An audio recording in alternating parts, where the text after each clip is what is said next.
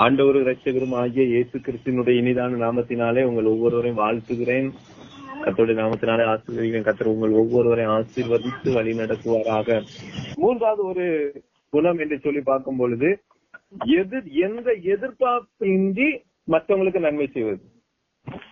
அவங்க தீமையே செய்தாலும் சரி, அதுதான் தீமையே செய்தாலும் அவர்களுக்கு நன்மை செய்கிறவர்கள், தீமையே செய்தவர்களாக இருந்தாலும் அதான் முக்கியம், அவங்களுக்கு நன்மை செய்வாங்க. அதுக்கு நல்ல ஒரு எக்ஸாம்பிள் அந்த நாகமானுடைய குஷ்டரோகத்துக்கு இந்த காரியத்துல அந்த நன்மை செய்கிற ஒரு அடிமை பெண்ணை பார்க்க முடியும். இன்னைக்கு நம்ம அப்படி செய்கிறோமான்னு பாருங்க. தீமை செஞ்சா அவங்களுக்கு ஒரு வாய்ப்பு, நமக்கு நன்மை செய்ய வாய்ப்பு கிடைச்சா இவனுக்கா வேணும், என்னை இந்த மாதிரி பண்ணாமல அதுக்குதான் அப்படி நான் இதுக்கு இவனுக்கு செய்யணும். ஆனா சிறு பிள்ளைகள் அப்படி இருக்காது. எந்த எதிர்பார்ப்புமின்றி என்ன செய்கிறது, மற்றவங்களுக்கு நன்மை செய்கிற ஒரு இருதயம் அந்த சிறு பிள்ளைகள் இடத்துல உண்டு. அப்ப அந்த 3 விதமான குணாதிசயம் கர்த்தர் அவன் சிறு பிள்ளைகள் மேல் பிரியமா இருப்பதற்கு இங்க முக்கியமான காரணமா இருக்கு. இன்னைக்கு நம்ம இடத்துல இருக்கான்னு பார்க்கணும். இன்னைக்கு எல்லாரும் மன்னிக்கிற இருதயம் என்கிட்ட இருக்கா? அதே நேரத்துல யாருக்கும் மனதார கொடுக்கிற இருதயம் இருக்கா? அதே நேரம் எதிர்பார்ப்பின்றி நன்மை செய்கிற ஒரு காரியம் எந்த இடத்துல உண்டா? இந்த 3 குணாதிசயங்கள் சிறு பிள்ளைகள் இடத்துல உண்டு. இப்படிப்பட்ட ஒரு குணாதிசயத்தான் ஆண்டவர் நம்ம இடத்துல எதிர்பார்க்கிறார் என்று சொல்லி நம்ம தொடர்ச்சி இதுவரை கற்றுக் கொடுத்தார். சரி, இன்றைய நாளிலும் சிறு பிள்ளை போல மாறுவதற்கு நாம் என்ன செய்யணும் அப்படின்னு சொல்லிட்டு ஒரு 3 காரியத்தை ஆண்டவர் நம்ம சுட்டி காமிக்கிறார். இப்ப நாமளும் சிறு பிள்ளையை போல மாறினாதான் பரலோக ராஜ்யத்துக்கும் போக முடியும், இயேசுவுக்கு பிரியமா இருக்க முடியும், இயேசுவை சந்திப்பதற்கு தடை இல்லாமல் வாழ முடியும். அப்போ ஆண்டவர் நமக்கு இன்றைக்கு நாளிலும் கற்றுக் கொடுக்கிற காரியம் என்னன்னா, அப்போ சிறு பிள்ளையை போல மாறினா நமக்குள்ள என்ன வேணும், நாம என்ன செய்யணுங்கும் போது எடுத்தவங்க முதல்ல வாசிங்க. யோவான் 12ஆம் அதிகாரம் 24வது வசனம். யோவான் 12வது அதிகாரம் 24வது வசனத்தை நம்ம வாசிக்கலாம். அதுல சொல்லப்பட்டிருக்கு பாருங்க. மெய்யாகவே மெய்யாகவே நான் உங்களுக்கு சொல்லுகிறேன், கோதுமை மணியானது நிலத்தில் விழுந்து சாகாவிட்டால் தனித்திருக்கும், செத்ததே ஆகில் மிகுந்த பலனை கொடுக்கும். இந்த வார்த்தையின் அடிப்படையில ஃபர்ஸ்ட் காரியம் ஆண்டவர் என்ன சொன்னா, ஒரு சிறு பிள்ளை போல ஆண்டவருக்கு பிரியமான ஒரு வாழ்க்கை வாழணும்னா ஃபர்ஸ்ட் எனக்கு என்ன வார்த்தை ஆண்டு சொல்லுவாருன்னா, கோதுமை மனிதன் நிலத்தில் விழுந்து சாகணும். அப்படின்னா என்ன அர்த்தத்தை இந்த வார்த்தையின் மூலமா ஆண்டவர் கற்றுக் கொடுக்கிறாருன்னா, எனக்குள் இருக்கிற சுயம் சாக வேண்டும். விளங்குதா உங்களுக்கு? புரியுதா? நான் சிறுபிள்ளை போல வருவதற்கு எனக்கு முக்கியமான ஒரு காரியம் என்னன்னா, எனக்குள்ள சுயம் சாகணும். சுயத்துக்கு உயிரே கொடுக்க கூடாது. நம்ம சுயம் இருக்கிறதுனால நம்ம பிறருக்கு மன்னிக்க முடியல, சுயம் இருக்கிறதுனாலதான் யாருக்கும் நன்மை செய்ய முடியல, சுயம் இருக்கிறதுனாலதான் எதிர்பார்ப்பு இல்லாம நன்மை செய்யறது என்னட்ட இல்ல. நற்கிரியை செய்யறது, ஒரு நல்ல காரியம் மத்தவங்களுக்கு செய்யணும்னா எனக்குள்ள சுயம் இருக்கு, நான் எதுக்கு இவங்களுக்கு செய்யணும், இவங்க எனக்கு என்ன செஞ்சிருக்காங்க, இவங்களுக்கா நான் போய் செய்வேன். அப்போ சுயம் இன்றைக்கு மேற்கொள்ளுகிறதுனாலதான் இன்றைக்கு நம்மளால் சிறு பிள்ளைகளை போல மாற முடியவில்லை. நல்ல கவனிக்கணும். எங்கு சுயம் அழிக்கப்படுகிறதோ அங்க தாழ்மை வருகிறது, எங்க தாழ்மை இருக்கிறதோ அங்க சுயம் அழிக்கப்பட்டுரும். சுயம் இருக்க இடத்துல தாழ்மை இருக்காது. நல்லா ஆராய்ந்து பாத்தீங்கன்னா தெரியும். எங்கு ஒரு மனுஷனோடத்துல சுயம் இல்லாம இருக்கு, நான் எனக்கு விரோதமா யாரும் பேசக்கூடாது, எனக்கு பிரியமில்லாத யாரும் செய்யக்கூடாது, அப்படி செஞ்சு எனக்கு கோபம் வரும், இப்படிப்பட்ட ஒரு வாழ்க்கை வாழ்வோமானால் எனக்குள்ள தாழ்மையே இருக்காது, தாழ்மை குணம் வரவே செய்யாது. அதனாலதான் ஆண்டவர் சொல்றாரு, கோதுமை மணியானது நிலத்தில் விழுந்து சாகாவிடில். அப்போ நம்முடைய வாழ்க்கையில ஆண்டவர் சொல்ற ஒரு காரியம் என்ன அப்படின்னா, நம்முடைய வாழ்வில் இருக்கிற நமக்குள்ள ஊறி இருக்கிற நமக்குள்ள ஆழமா இருக்கிற அந்த சுயம் சாகப்பட வேண்டும். சுயம் சாகணும், அழிக்கப்படணும், முற்றிலுமாய் அழிக்கப்படுற ஒரு வாழ்க்கை வாழ வேண்டும். அதுதான் சுயம் அழிக்கப்பட வேண்டும். அப்பொழுதுதான் ஃபர்ஸ்ட் நம் சிறு பிள்ளைகளோ மாறுவதற்கு தடை இல்லாமல் நம்ம நிறுத்த முடியும், செயல்பட முடியும். அதே போல இன்னொரு வசனம் கூட வாசிக்கலாம். மத்தேயு 18ஆம் அதிகாரம் 4வது வசனம். மத்தேயு 18ஆம் அதிகாரம் 4ஆம் வசனத்தை நம்ம வாசிக்கும் போது சொல்லப்படுது பாருங்க. ஆகையால் இந்த பிள்ளையை போல தன்னை தாழ்த்துகிறவன் எவனோ அவனே பரலோகத்தில் பெரியவனாய் இருப்பான். தன்னை தாழ்த்துகிறவன் பிள்ளைய போல. அப்ப பிள்ளைய போல மாறுவதற்கு நம்ம என்ன செய்யணும்? தாழ்த்துகிற ஒரு இருதயம் இருக்க வேண்டும். விளங்குதா விளங்கலையா? விளங்குதான். அப்ப பிள்ளைய போல தாழ்த்துற ஒரு இருதயம். அப்ப தாழ்மை எப்போ வரும்? சுயம் அழிக்கப்படுற இடத்துலதான் தாழ்மை உண்டாகும். நம்ம 2 பேரும் நம்ம பாக்குறோம். ஆயக்காரன் பரிசேயனுடைய ஜெபம் பாத்திருக்கீங்களா? ஆயக்காரன் பரிசேயனுடைய ஜெபம். பரிசேயன் ஜெபிக்கிறது நான் அப்படி இருக்கேன், நான் இவனை போல கிடையாது, அவனை போல கிடையாது, இவ்வளவு செஞ்சிருக்கேன், ஆண்டவர் காணிக்க இவ்வளவு கொடுக்கேன், நான். ஆனா ஆயக்காரர் சொல்லுவார், தூரத்துல இருந்து தன் கண்களை கூட ஏற இருக்க துணியாமல் பாவியாய என்ன கிருபையாரும். இதுதான் சுயம் இருக்கிறதுக்கும் சுயம் அழிக்கப்பட்டதுக்கும். தற்பெருமையை பேசுவது சுயம், தன்னை தாழ்த்தி பேசுவது தாழ்மை. தேவ சமூகத்தில் நான் ஒன்று இல்லாண்டவரை நீங்க இல்லைன்னா ஒன்று இல்லப்பா. இன்னைக்கு எப்படி இருக்கிறோம்? சிறு பிள்ளைகளும் அப்படிதான். தன்னை பெருமை நான் எப்படி ஆள் தருமா, நான் தான் அந்த உலகத்தையே ஆட்டி படைக்க மாதிரி எந்த பிள்ளைகளும் சொல்றது இல்ல. எந்த பிள்ளைங்களும் சொல்றது இல்ல. அதான் சிறு பிள்ளை போல தாழ்த்துறது. எதை வேணாலும் ஏற்றுக்கொள்ளும், பொறுமையாய் போயிடும். இன்னைக்கு நம்முடைய வாழ்க்கையில அது இருக்கணும்னு சொல்லி ஆண்டவராகிய இயேசு கிறிஸ்து விரும்புகிறார். அதான் தாழ்மை இருக்கிற இடத்துல சுயம் முழுமையாக செயல்படும், அதன் சுயம் முழுமையாக அழிக்கப்படும். அதே நேரத்துல சுயம் மேற்கொள்ளுகிற இடத்துல தாழ்மையை நம்ம பார்க்க முடியாது, தாழ்மை இருக்கிற இடத்துல சுயத்தை பார்க்கவே முடியாது. அதனாலதான் இன்னைக்கு ஆண்டு சொல்ல, ஃபர்ஸ்ட் நீ சிறு பிள்ளைய போல மாறுவதற்கு நான் என்ன செய்யணும்னா எனக்குள்ள இருக்கிற சுயம் அழிக்கப்படணும். ஆண்டத்தை தெரியும் நான்கிறது இருக்கக்கூடாது. எனக்குள்ள காரியத்துல நான்கும் போது என்ன செய்யறது, நான் அப்படின்னு சொல்றதே இருக்கக்கூடாது. நான் பெருமை பேசுவது, குறை பேசுவது இல்லையா? இன்னைக்கு இதெல்லாம் இந்த காரியங்கள் எல்லாமே இன்னைக்கு நிறைய நேரத்துல இருக்கு. அவனை போல இந்த யாயக்காரனுடைய காரியங்கள் அப்படிதான் இருக்கு. சுயத்து செயல் அடிக்கும் போது நான் அப்படின்னு வரும். சுயம் இருக்கிற இடத்துல நான் வருவோம், பெருமை பேசுவோம், குறை பேசுவோம். இன்னைக்கு இதெல்லாம் இருக்கான்னு பாருங்க. அப்படின்னா மற்றவங்கள காரியத்துல குறை சொல்லிக்கிட்டு இருக்கிறேனான்னு பாருங்க. அதே நேரத்துல கோபம் இருக்கும், வாக்குவாதம் இருக்கும், சண்டை போடுவோம். பொறுமையா போனா அந்த காரியத்துல இருக்காது, சண்டை போடுற காரியம். இது எல்லாமே இருந்து செயல்படுகிற காரியங்களை நம்ம பார்க்க முடியும். ஆகவே இந்த நாளிலும் ஆண்டவர் நம்ம கற்றுக் கொடுத்த முதல் காரியத்துல சுயம் அழிக்கப்படணும். 2வது திருப்பிள்ளை போல மாறுக்கு என்ன சொன்ன யோவான் 13:8 வாசி இருப்பாங்க.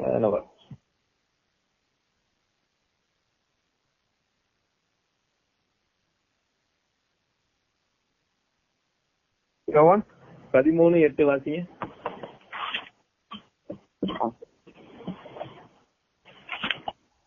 யோவான் 13ஆம் அதிகாரம் 8ஆம் வசனத்தை வாசிங்க. பேதுரு அவரை நோக்கி, நீர் ஒரு காலம் என் கால்களை கழுவப்படாது என்றான். இயேசு அவனுக்கு பிரதித்திரமாக, நான் உன்னை கழுவாவிட்டால் என்னிடத்தில் உனக்கு பங்கில்லை என்றார். சரி கவனிங்க. சிறு பிள்ளை போல மாறுக்கு நான் நினைச்சேன்னா எனக்குள்ள சுய என்ன செய்யக்கூடாது, இருக்கக்கூடாது. அதாவது தாழ்மையின் இருதயம் இருக்கணும். நான்கிற இருக்கக்கூடாது, பெருமை இருக்கக்கூடாது, மற்றவங்களை குறை பேசுறது இருக்கக்கூடாது, கோவப்படுறது இருக்கக்கூடாது, வாக்குவாதம் பண்றது இருக்கக்கூடாது, சண்டை பண்றது என்ன செய்யக்கூடாது, இருக்கக்கூடாது. அதே நேரத்தில் நியாயப்படுத்துதல் இல்லையா, நான் செஞ்சது கரெக்டு, நான் தவறுலாம் செய்யல, இது எல்லாமே சுய இருக்கிறதா நியாயப்படுத்தணும். இது எல்லாம் கர்த்தர் பார்த்துக் கொள்வார். அந்த சமூகத்துல நீ ஒப்பு கொடுத்துடணும். எந்த சின்ன பிள்ளைகளா நான் காரியத்துல இருக்கும் போது நியாயப்படுத்தின பிள்ளைகள் வாழ்வு பெரும் மன்னிக்க முடியாத இருதயம் தான் இருக்கும். தாம் காரியத்தை தன்னுடைய காரியங்கள் தான் நியாயமானது அப்படின்னா அந்த இடத்துல அவங்களால பிறரை மன்னிக்கவும் முடியாது, மன்னிப்பு கேட்கவும் முடியாது. நியாயப்படுத்துறவங்க சுயத்துல வாழுகிறவர்கள். சரி தவறு இருக்கோ இல்லையோ அதை மன்னிக்கிற இருதயம் எனக்குள்ள வேணும். நியாயப்படுத்தி கொண்டு இருக்காது. நியாயப்படுத்த என்னுடைய காரியத்தை நியாயப்படுத்தினா கர்த்தருக்கு முன்பாக நம்ம நிக்க முடியுமா? அதனாலதான் அந்த முதல்ல நீ சுயம் அழிக்கப்பட்டாதான் நீ சிறு பிள்ளையை போல மாற முடியும். சுயம் அழிக்கப்பட்டதற்கான முதல் அடையாளம் தாழ்மை. சுயம் அழிக்கப்பட்டிருக்குன்னா முதல் அடையாளமே தாழ்மை. அதே போல 2வது உன்னை போல பிறரை நேசிப்ப. இது எல்லாம் சுயம் அழிக்கப்பட்டிருக்கான நினைச்சணும். நம்மை போல நினைச்சணும், நம்மை போலதான் அவங்களுக்கும் வலிக்கும்னு நினைக்கிறது. தாழ்மை இருக்கும். நம்மை போல பிறரை நேசிக்கிற இருதயம் என்கிட்ட இருக்கான்னு பார்க்கணும். நேசிப்போம், அதே போல மன்னிப்போம், மன்னிப்பு கொடுப்போம், அதே நேரத்துல பொறுமையா இருப்போம். இது எல்லாமே சுயம் அழிக்கப்பட்டதுக்கான காரியம். சுயம் அழிக்கிறதுக்கும் சுயம் இருக்கிறதுக்கும் வித்தியாசத்தை நம்ம புரிஞ்சு கொள்ளணும். சுயம் இருக்கு அப்படின்னா நான், பெருமை, குறை கூறுவது, கோபம், வாக்குவாதம், சண்டை, நியாயப்படுத்தலாம் இருக்கும். அதே நேரத்தில் சுயம் அழிக்கப்பட்டா தாழ்மை இருக்கும். நம்மளை போல பிறருக்கும் என்ன செய்யும், அவங்களுக்கும் இதே மாதிரி இருந்தா கஷ்டம் வரும் அப்படிங்கறத என்ன செய்யணும், அவங்களை போல நம்ம நேசித்து நடப்போம். மன்னிக்கிற இதா இருக்கும். அதே நேரத்துல பொறுமை, அவங்களுக்கு மேல என்ன செய்யும், அவங்க என்ன சொன்னாலும் சரி பொறுமை இருக்கும். இது சுயம் அழிக்கப்பட்டதுக்கான அடையாளம். ரெண்டாவது, ஆண்டவர் இந்த நாளிலும் ஆண்டவர் கற்றுக் கொடுக்கிற காரியம் என்னன்னா, இந்த யோவான் 13:8 அடிப்படையில பார்க்கும்போது, நான் உன்னை கழுவாவிட்டால் என்னிடத்தில் உனக்கு பங்கில்லை என்றார். அப்ப ரெண்டாவது என்ன ஒரு காரியம்னா, சிறு பிள்ளைங்கிட்ட பியூர் பரிசுத்தம் அவங்க இடத்துல உண்டு. ஏன்னா அவர் உண்டாக்கி எடுத்திருக்கும் போது மனுஷன் வேதம் சொல்லுகிறது செம்மையானவங்க தான் படைச்சான். ஆனா பல உபாய தந்திரங்களை அவளை தேடிக்கொண்டார். இருக்குல்ல, கர்த்தர் எப்படி படைச்சாரு? செம்மையானவங்களாய் படைத்தார். ஆனா அவன் என்ன செஞ்சான்? பல உபாய தந்திரங்களை என்ன செஞ்சான்? தேடிக்கொண்டான். அப்போ ஆண்டவர் முதல்ல சிறு பிள்ளையா பார்க்கும்போது எப்படி இருக்கு? சிறு பிள்ளைங்க அப்ப சரியாதான் ஆண்டவர் படிச்சிருப்பாரு, அப்படித்தானே? பிரசங்கி 7:29 வாசிங்க.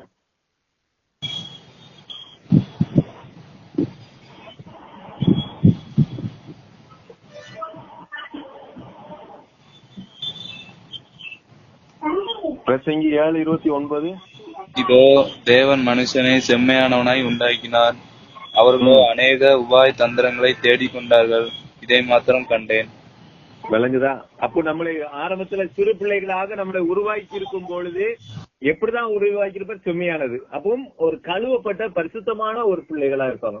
பியூர் ஆண்டவர் உருவாக்கும் போது சிறு பிள்ளை, அதைத்தான் ஆண்டவர் அந்த சிறு பிள்ளையை போல மாறுகிற ஒரு இதயம் செம்மையானத்தான் நம்ம உண்டாக்கினார். அப்போ சிறு பிள்ளைகள் ஆரம்பத்துல ஆண்டவருக்கு பிரியமானவர்களா. ஏன் காரணம்? அவர் உண்டாக்குனபடி அப்படி இருக்கிறதுனால.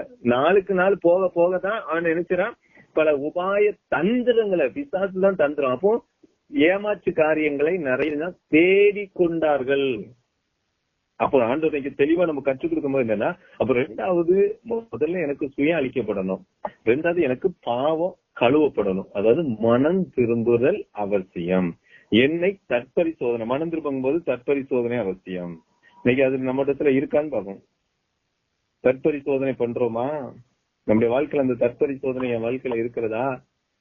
நான் நியாயப்படுத்தல, ஆண்டவரே என்னை பரிசுத்தப்படுத்துங்க, என்னை பரிசுத்தப்படுத்துங்க என்று சொல்லுகிற ஒரு அனுபவம் என் வாழ்க்கையில இருக்கான்னு சொல்லி நான் பார்க்கணும். அப்போ பாவம் கழுவப்படணும். நான் சிறு பிள்ளையா வாழணும்னா என்னை தேவன் ஆரம்பத்துல முதலில் எப்படி உண்டாக்கினாரோ அதே போல என் வாழ்க்கையை நான் மாற்றுறதுக்கு என்ன செய்யணும்? ஒப்பு கொடுக்கணும். இன்னொரு வசனம் கூட வாசிங்களேன். வெளிப்படுத்தல் 2ஆம் அதிகாரம் 5ஆம் வசனத்தை வாசிங்க. வெளிப்படுத்துதல் 2ஆவது அதிகாரம் 5ஆவது வசனத்தை வாசிங்க.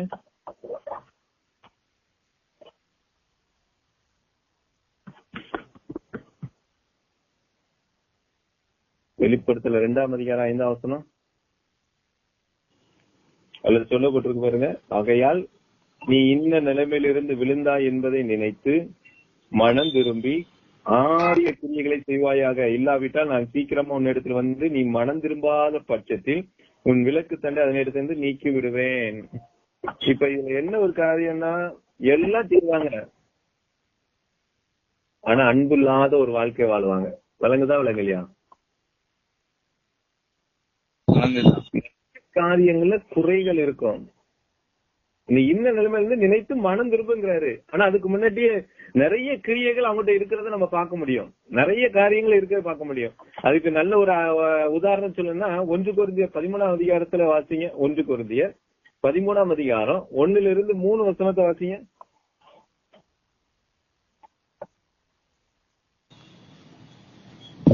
மனுஷர் பாஷைகளையும் தூதர் பாஷைகளையும் பேசினாலும் அன்பு எனக்கு இராவிட்டால் சத்தமிடுகிற வெண்கலம் போலவும் ஓசையிடுகிற கைத்தாளம் போலவும் இருப்பேன். நான் தீர்க்க தரிசன வரத்தை உடையவனாய் இருந்து சகல ரகசியங்களையும் சகல அறிவையும் அறிந்தாலும் மலைகளை பெருக்கத்தக்கதாக சகல விசுவாசம் உள்ளவனாய் இருந்தாலும் அன்பு எனக்கு இராவிட்டால் நான் ஒன்றுமில்லை. எனக்கு உண்டான யாவற்றையும் நான் அன்னதானம் பண்ணினாலும் என் சரீரத்தை சுட்டரிக்கப்படுவதற்கு கொடுத்தாலும் அன்பு எனக்கு இராவிட்டால் எனக்கு பிரயோஜனம் ஒன்றுமில்லை. விளங்குதா? இப்ப நான் ஒன்றும் இல்லை, எனக்கு பிரயோஜனம் இல்லை அப்படின்னாலே என்ன அர்த்தம்னா நீ இன்னும் மனம் திரும்பவில்லை. விளங்குதா விளங்குதா? வழங்குதான். இப்பொழுது எனக்கு அது ஒன்றும் இல்லையா போகிறதோ, நான் ஆண்டருக்காக ஓடி ஆண்டருடைய காரியத்துல எவ்வளவு பிரயாசப்பட்டோம், நிறைய காரியத்தை செய்தோம், அந்நிய பாஷை பேசுறேன், தீர்க்க தரிசனம் சொல்றேன், எனக்கு எல்லாத்தையும் நான் கொடுக்கறேன், என் உடலை கூட இயேசுக்காக நான் ஜீவனை கொடுக்க கூட தயாருன்னு சொல்றேன்னா அன்பு என்கிட்ட கட்டலன்னா இன்னும் நான் மனம் திரும்பவில்லைன்னு அர்த்தம். விளங்குதா விளங்கலையா? அதனாலதான் இன்றைக்கு ஆண்டவர் தெளிவான ஒரு சத்தியத்தின் மூலமாய் நம்ம கூட பேசுறார். அப்ப பாவம் கழுவப்படணும். பாவம் கழுவப்படணுங்கும் போது நான் என்ன செய்ய வேண்டும்? என்னுடைய பாவத்தை நான் மன்னிப்பு கேட்டு நான் ஆண்டவரோடு கூட உறவுல இருந்தாலும் கூட நான் ஒவ்வொரு நாளும் என்னை தற்பரிசோதனை செய்து பார்க்க வேண்டியது அவசியமா இருக்கிறது. என் வாழ்க்கையில தேவனுக்கு பிரியமான காரியம் எண்ணத்துல இருக்கிறதான்னு பார்க்கணும். என் பார்வைக்கு கரெக்டா இருக்க கூடாது, தேவ பார்வைக்கு நான் சரியா இருக்கணும். அதுதான் மனம் திரும்புதல். புரியுதா புரியலையா? புரியுதுதான். நம் பார்வைக்கு சரியா இருப்பது மனம் திரும்புதல் அல்ல. இன்னைக்கு அனைவரும் இதைத்தான் செய்யறாங்க. இதனால நான் மனம் திரும்பிட்டேன்னு நினைக்கிறாங்க. ஆனா அது மனம் திரும்புதல் அல்ல. தேவ பார்வையில் நான் எப்படி இருக்கேன்னு தான் பார்க்கணும். தேவ பார்வையில் வசனத்தின் அடிப்படையில் நம்ம எப்படி பண்ணணும்? ஒப்பிட்டு பார்க்கணும். வசனத்தின் அடிப்படையில் நம்ம சரியா இருக்கிறோமா? நாம் சரியா இருப்பதுதான் என்னது? மனம் திரும்புதல். விளங்குதா விளங்கலையா? இன்னைக்கு நம்ம இடத்துல அந்த காரியம் உண்டான்னு பார்க்கணும். நம் பார்வைக்கு மனம் திரும்புதல்னா என்னன்னு பார்க்கணும். மனம் திரும்புதல்னா என்னையா? நம்ம பார்வைக்கு இன்னைக்கு அநேகருடைய மனம் திரும்பல் இப்படிதான் இருக்கு. என் பார்வைக்கு நான் கரெக்டா நடக்கிறேன், நான் நல்லா ஜெபம் பண்றேன், பைபிள் வாசிக்கிறேன், ஆவில நிறைய ஜெபம் பண்றேன், திருக்கதை சொல்றேன், ஏசுக்கா எதனாலும் செய்ய தயாரா இருக்கேன், ரைட்டு. ஆனா அன்பு இருக்கா? நம்முடைய செயல்பாடு எப்படி இருக்குன்னு ஆண்டவர் கேட்பார்ல. தேவனிடத்திலும் அன்பு கூறணும், அதே நேரத்துல என்ன செய்யணும்? பிறரிடத்திலும் அன்பு காட்டணும். உண்மையா இல்லையா? இன்னைக்கு ரெண்டு இருக்கா? அதுதான் மனம் திரும்புதல் இல்லையா? ரெண்டு விதமான செயல்பாடுகளும் நம்ம இடத்துல என்ன செய்யணும்? கண்டிப்பாக இருக்கணும். இன்னைக்கு தேவ இடத்துல அன்பு கூறுற காரியத்துல அவங்க கரெக்டா இருக்காங்க, அப்படிதானே? இப்ப நம்ம வாசிச்சோம்ல, கொண்டு குறைஞ்சல மனுஷ ஆசை பேசுவது, தீர்க்க தரிசனம் சொல்வது, உடலை சுட்டரிக்க கொடுப்பது, அன்னதானம் பண்ணும்போது காணிக்க கொடுப்பது, இது எல்லாமே கர்த்தருடைய காரியத்துல பெர்ஃபெக்ட், அப்படிதானா? ஆனா அன்புங்கிறது எங்க காட்ட வேண்டியிருக்கு? பிறருடைய காரியங்களை காட்ட வேண்டியிருக்கு. அதுதான் முழுமையான மனம் திரும்புதல். நான் ஏற்கனவே ஆண்டவர் அதுக்கு முன்னாடி நம்ம பேசியிருக்கிறேன். நாம ஆண்டவருக்கு விரோதமா செய்த பாவத்திற்கு மன்னிப்பு கேட்பது பாதி பரிசுத்தம். நமக்கு விரோதமா இன்னொருத்தர் செய்யற தவற மன்னிப்பது மீதி பரிசுத்தம். அப்ப இந்த ரெண்டு பாதியும் ஒன்னா சேரும் பொழுதுதான் முழு பரிசுத்தம் நம்முடைய வாழ்க்கையில வருகிறது. இன்னைக்கு நிறைய நேரத்துல நான் தேவனிடத்துல அன்பு கூறுகிறேன், ஆனா பிறருக்கு அன்பு கூற மறக்கிறேன். நான் தேவனுடைய மன்னிப்பு கேட்க ரெடியா இருக்கிறேன், ஆனா பிறருக்கு மன்னிப்பு கொடுக்க தயாரா இல்ல. இதனால நம்ம இன்னும் மனம் திரும்பல. ஆனா ஆண்டருக்காக ஓடுகிறோம், ஆண்டருக்காக செயல்படுறோம், ஆண்டர் பாத்துல விழுந்து ஜெபிக்கிறோம், எல்லாம் நடக்கு. ஆனா இது இல்லாதபடி ஒரு வாழ்க்கை நம்முடைய இடத்துல இருந்து கொடுத்துட்டதை நம்ம கவனமா இருக்கணும். இன்னும் நாம் முழுமையாய் மனம் திரும்பல. அதனாலதான் ஆண்டர் சொல்ல, இந்த வெளிப்படுத்த நம்ம வாசித்த அடிப்படையின் பிரகாரம் நீ எல்லாம் செஞ்சப்பா, பர்ஃபெக்ட், நீ சூப்பரு, ஆனாலும் அதுல இருந்து அன்பு இல்ல. எல்லாரும் நேசிக்கிற இருதயம் உன்கிட்ட இருந்தது, இப்ப அதை எங்கன்னு கேக்குறாரு. ஆகவேதான் இந்த நாளிலும் ஆண்டவர் நம்மோடு கூட கேட்கிற சத்தியத்தின்படி நான் முழுமையா மனம் திரும்பிக்கிறேனா, நான் தேவனிடத்துல வந்துட்டேன், ஆனா பிறருடைய காரியத்துல நான் உண்மையா இருக்கிறேனான்னு சொல்லி ஆண்டவர் கண்டிப்பா நம்ம இடத்துல எதிர்பார்ப்பார். என்னுடைய காரியங்களுக்கு ஒவ்வொரு காரியம், அதே போல வெளிப்படுத்தல மூணு வாசிச்சீங்கன்னா அதுல ஒரு காரியம் இருக்கு பாருங்க. வெளிப்படுத்துதல் 3ஆம் அதிகாரம் 3ஆம் வசனம் சொல்லுது, ஆகையால் நீங்கள் கேட்டு பெற்றுக்கொண்ட வகையை நினை கூர்ந்து அதை கை கொண்டு மனம் திரும்பு. நீ விழித்திராவிட்டால் திருடனை போல உன்மேல் வருவேன், நான் உன்மேல் வரும் வேலையை அறியாதிருப்பாய். அப்ப ரொம்ப கவனமாய் நம்ம என்ன செய்ய வேண்டியிருக்கு? வாழ வேண்டியிருக்கு. அப்ப மனம் திரும்புங்கிறது நான் ஆண்டவர்கிட்ட மன்னிப்பு கேட்டு நம்ம தேவனை துதித்து மகிமைப்படுத்துறது மாத்திரமல்ல, பிறருடைய காரியத்துல நான் உண்மையா இருக்கணும், அவங்களையும் மன்னிக்கிற இருதயம் எனக்குள்ள இருக்க வேண்டும். ரெண்டு இருந்தா தான் ஆண்டவர் நம்முடைய காரியத்துல நாம் முழுமையான மனம் திரும்புவதற்கான ஒரு பரிசுத்தமான வாழ்க்கைக்கான அங்கீகாரத்தை நாம் பெறுகிறோம். இது சிறு பிள்ளைகளிடத்தில் உண்டு. சின்ன ஆண்டவர்கிட்டையும் கிளியரா இருப்பாங்க, மற்றவங்களுடைய காரியத்திலும் உண்மையா இருப்பாங்க. அதனாலதான் இன்னைக்கு ஆண்டவர் கேட்கிறேன். மூன்றாவது ஒரு காரியத்தை நம்ம சொல்லி நம்ம ஜெபிக்க போறோம். அது யோவான் 15ஆம் அதிகாரம் 4-6 வசனங்களை வாசிங்க. யோவான் 15 4ஆம் அதிகாரம் 6ஆம் வசனத்தையும் வாசிங்க. யோவான் 15:4-6. என்னில் நிலைத்திருங்கள், நானும் உங்களில் நிலைத்திருப்பேன். கொடியானது திராட்சை செடியில் நிலைத்திராவிட்டால் அது தானாய் கனி கொடுக்க மாட்டாது போல, நீங்களும் என்னில் நிலைத்திராவிட்டால் கனி கொடுக்க மாட்டீர்கள். நானே திராட்சை செடி, நீங்கள் கொடிகள். ஒருவன் என்னிலும் நான் அவனில் நிலைத்திருந்தால் அவன் மிகுந்த கனிகளை கொடுப்பான். என்னை அல்லாமல் உங்களால் ஒன்றும் செய்யக்கூடாது. 6 ஒருவன் என்னில் நிலைத்திராவிட்டால் வெளியே எரியுண்ட கொடியை போல அவன் எரியுண்டு உலர்ந்து போவான். அப்படிப்பட்டவைகளை சேர்த்து அக்னியிலே போடுகிறார்கள், அவைகள் எரிந்து போகும்.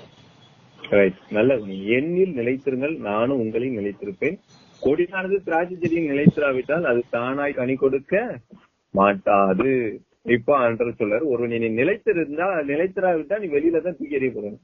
இப்போ மூன்றாவது என்ன ஒரு காரியம்னா, தேவனோடு ஒன்றி இருக்கிற ஒரு வாழ்க்கை வேணும். கர்த்தரோடு இசைந்து இருக்கிற ஒரு வாழ்க்கை வேணும்.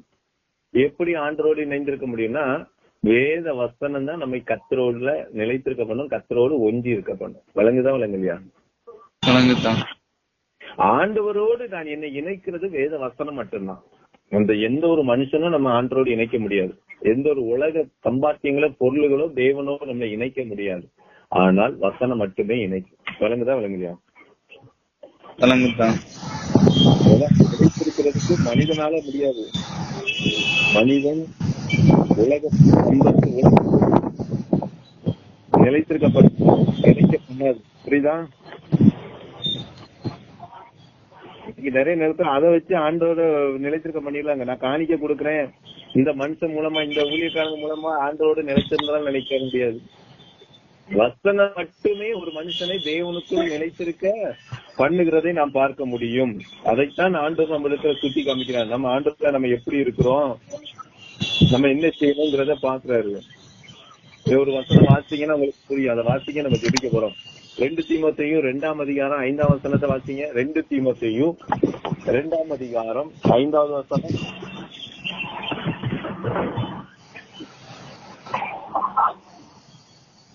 பிரயாசப்பட்டு பயிரிடுகிறவன் பலனில் முந்தி பங்கடைய வேண்டும். 5ஆம் வசனம். 2 தீமோத்தேயு 2:5.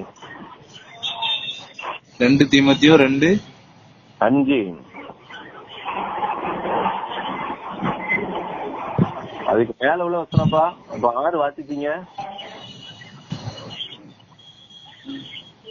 2 தீமோத்தேயு 2:5 நானே வாசிக்கிறேன். மேலும் ஒருவன் மல்யுத்தம் பண்ணினாலும் சட்டத்தின்படி பண்ணாவிட்டால் முடி சூட்டப்படாம. ஒரு உலகத்துல ஒரு காரியத்தை ஜெயிக்கணும்னாலே மனுஷன் ரூல்ஸ் போட்டிருப்பான், கத்துப்பான். அதன்படி பண்ணாதான் அதை ஜெயிக்க முடியும். இப்ப நான் ஆண்டரோடு நிலைத்திருக்கணும்னா எனக்குன்னு ஆண்டவர் சட்ட திட்டங்களை என்ன செஞ்சிருக்கிறாரு, கொடுத்திருக்கிறாரு. விளங்குதான் விளங்கலையா? விளங்குதான்.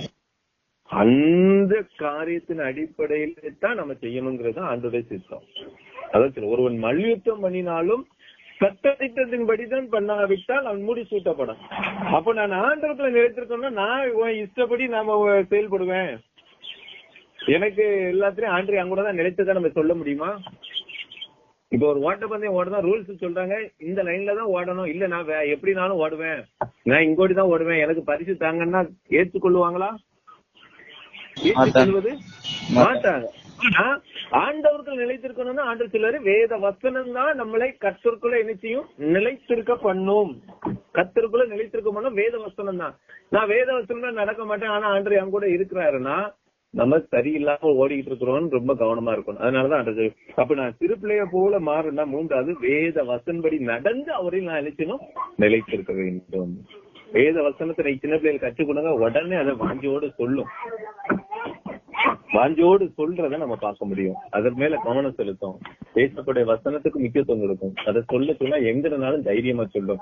அப்ப நம்முடைய வாழ்க்கையில நம்ம எப்படி இருக்கோம்னு சொல்லி பார்க்கணும். அப்போ இன்னைக்கு ஆண்டவர் கற்றுக் கொடுத்த ஒரு காரியம், சிறுபிள்ளை போல மாறுவதற்கு நான் என்ன செய்யணும்? ஃபர்ஸ்ட் சுயம் அளிக்கப்பட வேண்டும். நான் பெருமை பேசுவது, குறை பேசுவது, கோபம், வாக்குவாதம், சண்டை பண்ணுவது, நியாயப்படுத்துவது எல்லாமே இருக்கக்கூடாது. அதே நேரத்துல எனக்கு சுயம் அளிக்கப்பட்டிருந்தா அங்க தாழ்மை இருக்கும். அதே நேரத்துல நம்மை போல பிறரை நேசிப்போம், மன்னிப்போம், பொறுமையா இருப்போம். இன்னைக்கு நம்முடைய வாழ்க்கையில் அது இருக்கான்னு சொல்லி பாருங்க.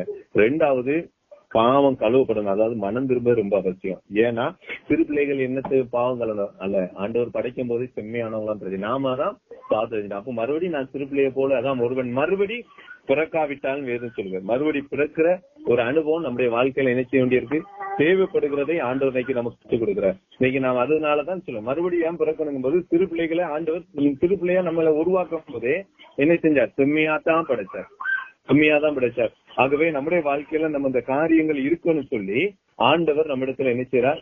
இருக்கிறார். இந்த காரியத்துல அதைத்தான் நம்முடைய வாழ்க்கையில கற்றுக் கொடுக்கிறதே நம்ம பார்க்கிறோம். இந்த இடத்துல நாமளும் அதே போல நம்ம வாழ்கிறோமான்னு சொல்லி நம்ம பார்க்கணும். அந்த யோவான் 3:3 சொல்றது, ஒருவன் மறுபடியும் பிறவாவிட்டால் தேவனுடைய ராஜ்யத்தில் காண மாட்டான் என்று மெய்யாவே உங்களுக்கு சொல்கிறேன். இன்னைக்கு நிறைய நேரத்துல நம்ம என்ன செஞ்சிடறது இல்ல, மறுபடி பிறக்கிற ஒரு அனுபவம் நம்முடைய வாழ்க்கையில வேணும். பாவம் கழுவப்பட வேண்டும். பாவம் நான் ஆண்டோட காரியத்துல கரெக்டா இருந்தது, ஆனா பிறருடைய காரியத்துல இன்னைக்கு நிறைய நேரத்துல நம்ம கரெக்ட் இல்ல. அதனாலதான் நம்ம இன்னும் முழுமையா பாவம் மன்னிக்கப்படல. மற்றவங்களுடைய காரியத்துல குறை கண்டுபிடிக்கிறோம், மற்றவங்க இடத்துல யுத்தம் பண்ணதுதான் நிக்கிறோம். ஆனா ஆண்டவர் சொல்லுவார், மற்றவங்களை நீ நேசிக்கிற இதே வேணும். இப்ப என் காரியத்துல நீ பர்ஃபெக்டா இருக்கிற, ஆனா மற்றவங்களுடைய கருத்துல நீ குறைவா இருக்கிற, அதனால நீ இன்னும் முழுமையா மனம் திரும்பலங்கிறாரு. 3வது பார்க்கும்போது வேத வசன்படி தான் நடந்து அவர்களை நிலைத்திருக்கணும். நம்முடைய சுய வழியில நடந்து நிலைத்திருக்க முடியாது. சட்ட திட்டத்தின் அடிப்படைங்கும் போது வேத வசனம் சொல்லும்படிதான் இருக்கணுங்கிறத இன்னைக்கு ஆண்டவர் கற்றுக் கொடுத்தாங்க. அந்த வழியில் நம்ம நடக்கும்போது நிச்சயமா சிறு பிள்ளைகளை போல நம்ம மாறுவோம், பரலோகத்தையும் பெற்றுக் கொள்வோம். கர்த்தர் இந்த வார்த்தைகளை ஆசீர்வதிப்பாராக. ஆமென்.